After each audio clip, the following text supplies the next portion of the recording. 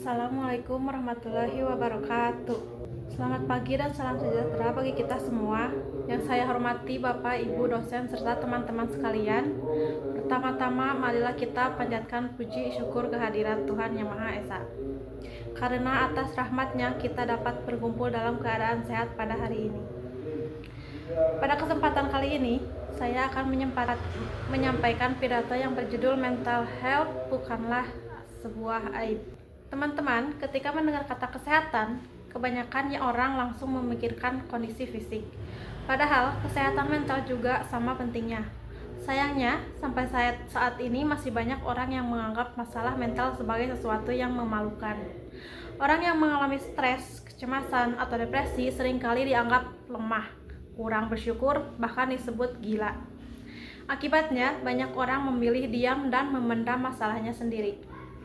Melalui pidato ini, saya mengajak kita semua untuk memahami bahwa menjaga kesehatan mental adalah hal yang wajar dan mencari bantuan profesional bukanlah sesuatu yang memalukan. Hadirin yang saya hormati, kesehatan mental adalah kondisi ketika seseorang mampu mengelola emosi, berpikir dengan baik, dan menjalani aktivitas sehari-hari secara sehat.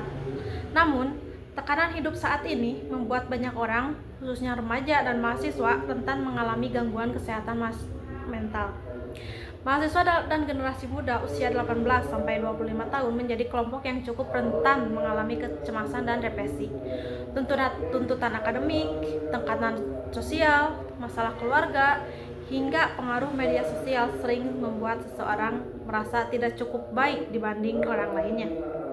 Ironisnya, ketika mereka mencoba bercerita, justru mendapatkan stigma negatif seperti dianggap lebay, caper, atau kurang iman. Padahal berdasarkan data dari program cek kesehatan gratis tahun 2025-2026, hampir 10% anak Indonesia menunjukkan gejala masalah kesehatan jiwa.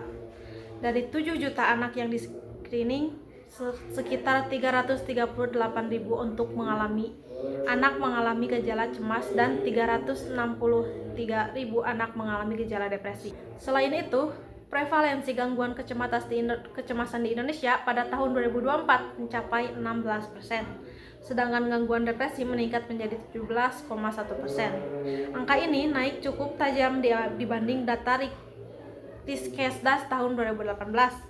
Tidak hanya itu, Indonesia juga masih mengalami kekurangan tenaga psikolog klinis.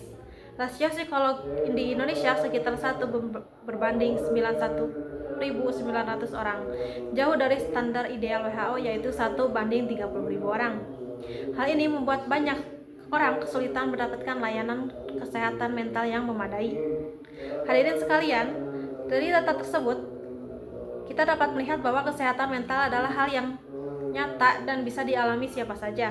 Oleh karena itu, kita harus mulai mengubah cara pandang terhadap isu ini. Pertama, kita perlu belajar untuk lebih peduli terhadap diri sendiri maupun orang lain. Terkadang, seseorang terlihat baik-baik saja dari luar, tetapi sebenarnya sedang berjuang sendirian di dalam dirinya. Kedua, jangan takut mencari bantuan profesional. Datang ke psikolog atau psikiater bukan berarti seseorang gila, melainkan bentuk keberanian untuk menyembuhkan diri.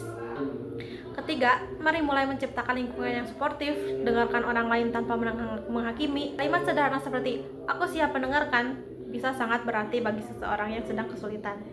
Selain itu, menjaga kesehatan mental juga bisa dimulai dari langkah kecil, seperti istirahat yang cukup, mengatur waktu belajar, berbicara dengan orang terpercaya, melakukan hobi, dan mengurangi penggunaan media sosial secara berlebihan. Teman-teman sekalian, generasi muda memiliki peran penting dalam menghapus stigma kesehatan mental. Karena kita adalah generasi yang aktif di media sosial dan dekat dengan perkembangan informasi, kita bisa menjadi agen perubahan untuk menyebarkan edukasi positif mengenai pentingnya kesehatan mental. Hadirin yang saya hormati, sebagai penutup, saya ingin menegaskan kembali bahwa kesehatan mental sama pentingnya dengan kesehatan fisik. Mental health bukanlah aib dan tidak perlu disembunyikan. Semua orang berhak merasa didengar, dipahami, dan mendapatkan bantuan ketika sedang mengalami kesulitan. Mari kita bersama-sama membangun lingkungan yang lebih peduli, lebih terbuka, dan lebih manusiawi terhadap isu kesehatan mental. Jangan malu untuk berbicara, jangan takut mencari bantuan, dan jangan mudah menghakimi orang lain. Karena terkadang, satu perhatian kecil dapat menyelamatkan seseorang dari rasa putus asa. Sekian pidato dari saya, mohon maaf apabila terdapat kekurangan dan kesalahan kata. Terima kasih atas perhatian teman-teman semua. Waalaikumsalam warahmatullahi wabarakatuh.